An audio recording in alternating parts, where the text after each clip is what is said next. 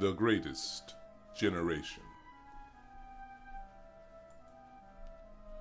What, Tom Brokaw, made you declaim the World War II generation greatest?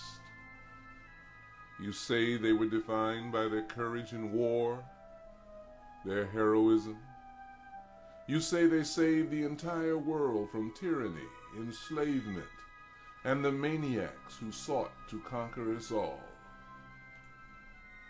But did they controvert traditional prejudice and xenophobia, thwart or trash popular stereotypes, tout peace and conflict resolution, extol urbanity, bespeak, discuss, or spiel the problems of personal identity, endorse or espouse political critique or spiritual exploration? Or did they do what they were told, conform lockstep to the canon, character, and convention of authority?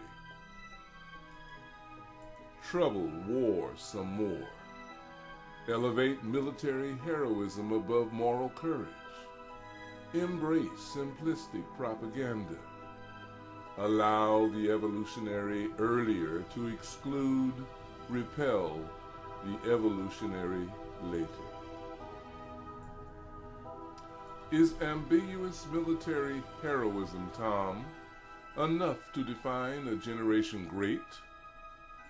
Did they face and defeat conquest, checkmate famine, vanquish plague, or prevail against war? If war is an apocalyptic evil, even a necessary evil, then what of war heroes?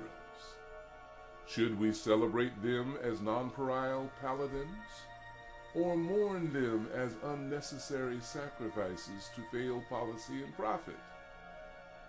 How well did this generation fare against the less celebrated moral culprits of their time, the real golems and bogies, the pesky ideas at the root of all evil? Where, Tom, is the tally of victories against racism's blitzkrieg, sexism's front, or in the social Darwinist theater? Where was the moral courage to take on anti-Semitism, eugenics, corporate greed at home and abroad, and because it was the right thing to do? Where was the noble devotion to equality and social justice, the just confidence to meet danger in the spirit of the same? And what will some talking head pundit say of us who succeeded them, the children who replaced their parents? How will we be remembered? That we fought the good fight for our civil liberties, winning them piecemeal, only to give them back piecemeal when we looked on the frightening face of real freedom?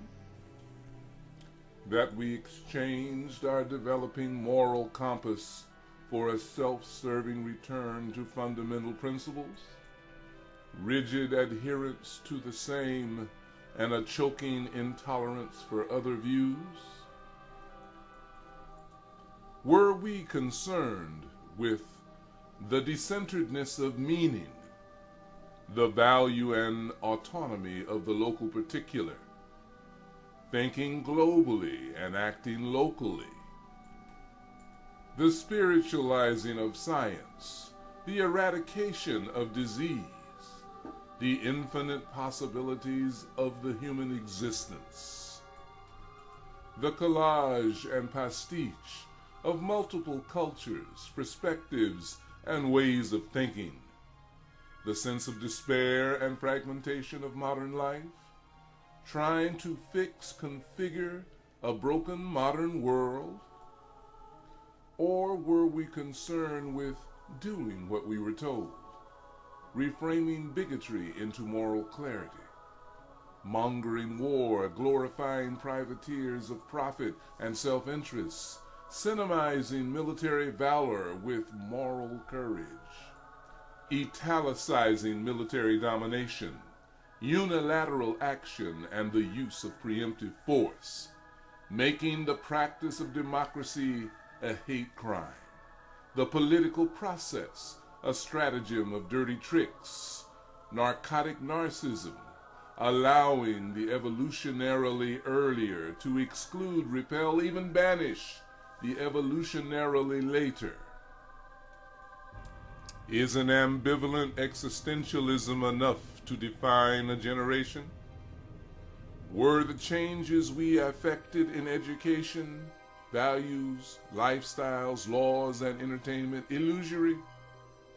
Did we face and defeat our acute but unspecific anxiety about the world, about our personal freedoms? What about our desire to escape from details, to leap into the unknown and experience reality in a new way? Did we have the courage to keep peeling away the infinite layers of meaning, to recover from our drugs, our substances, and obsessions? Did we enshrine a workable spirituality headed by a God who is not an addict? If egotism is apocalyptic, even a necessary evil, then what of our spiritual egoists? Should we celebrate them as trailblazers and wayshowers, or beat them back into the closets of conformity? How well have we fared against the less celebrated moral culprits of our time, our real demons and miscreations, the worrisome ideas at the root of all evil, cravings for personal power, material abundance, unmitigated sensuality, fame? Where are our permanent victories against lingering racism, persistent sexism and anti-Semitism, uncloseted homophobia, unparalleled corporate greed? Where is the moral courage to take on the tyranny of fundamentalism? We are being replaced by our children as we replaced our parents. It is only through the lenses of opaque orthodoxy, whose focus is contrived by agreeing to conventional myopic standards, that we can envision the last generation as the greatest generation of all. They missed their opportunities for lasting greatness as we are missing ours. Must we now wait, hope, and pray that our children do not miss theirs as well?